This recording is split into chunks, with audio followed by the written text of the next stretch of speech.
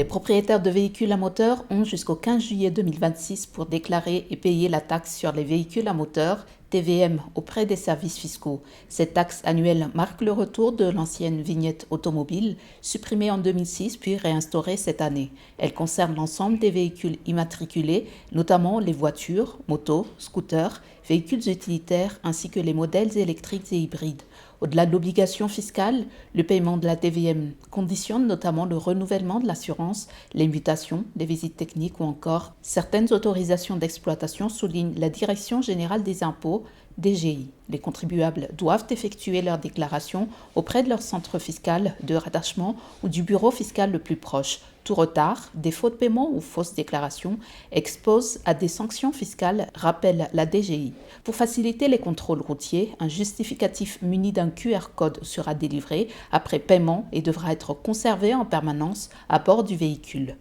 Les préparatifs du certificat d'études primaires élémentaires ou CEPE entrent dans leur phase finale cette semaine. Pour la session 2026, 583 463 candidats sont inscrits à travers Madagascar. Ils composeront dans 2113 centres d'examen répartis sur l'ensemble du territoire national. Le nombre de candidats est en hausse de 2,11% par rapport à l'année dernière, confirmant une progression continue des effectifs. Cette année encore, le ministère de l'Éducation nationale poursuit la décentralisation de l'organisation de cet examen officiel.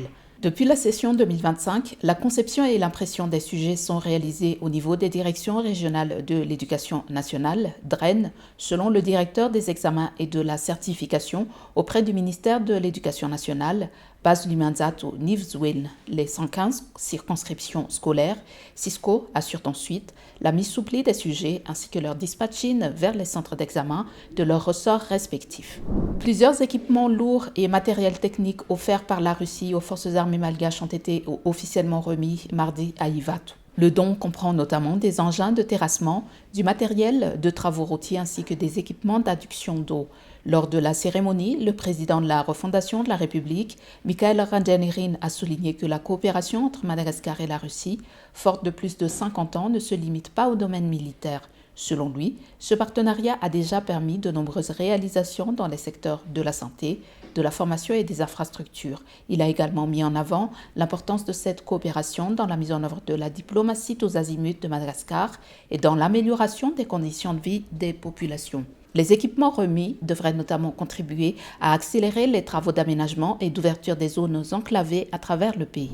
Face à la montée des infractions commises sur Internet, des policiers suivent depuis mardi une formation spécialisée en enquête sur la cybercriminalité à la direction de la recherche et de la formation continue à Antanmour. Cette session est organisée dans le cadre d'un partenariat entre la police nationale et l'organisation sud-africaine Destiny Rescue International. Elle vise à renforcer les capacités des enquêteurs dans la lutte contre les crimes en ligne, notamment l'exploitation sexuelle des enfants sur Internet, les enlèvements et les violences commises via les réseaux numériques. Parmi les bénéficiaires figurent les agents de la brigade de lutte contre la cybercriminalité, de la police des mœurs, de la protection des mineurs et des personnes vulnérables, PMPM, ainsi que du service des enquêtes de la police judiciaire de Tsaralalan. Bonne nouvelle pour les amateurs de course à pied, la société Kianza Baré à Madagascar annonce la réouverture de la piste tartan du stade de Mahamasna au grand public. Après avoir été accessible aux collégiens et lycéens depuis avril, l'infrastructure accueille désormais tous les usagers, des athlètes confirmés au simple jogger. Pour cette reprise, aucun système d'abonnement n'est prévu dans l'immédiat. L'accès se fera par séance d'1 heure. Le tarif est fixé à 2 000 arrières pour les enfants, collégiens et lycéens et à 5 000 arrières pour les adultes. Fermée au public depuis la rénovation du stade en 2019, la piste retrouve ainsi sa vocation sportive.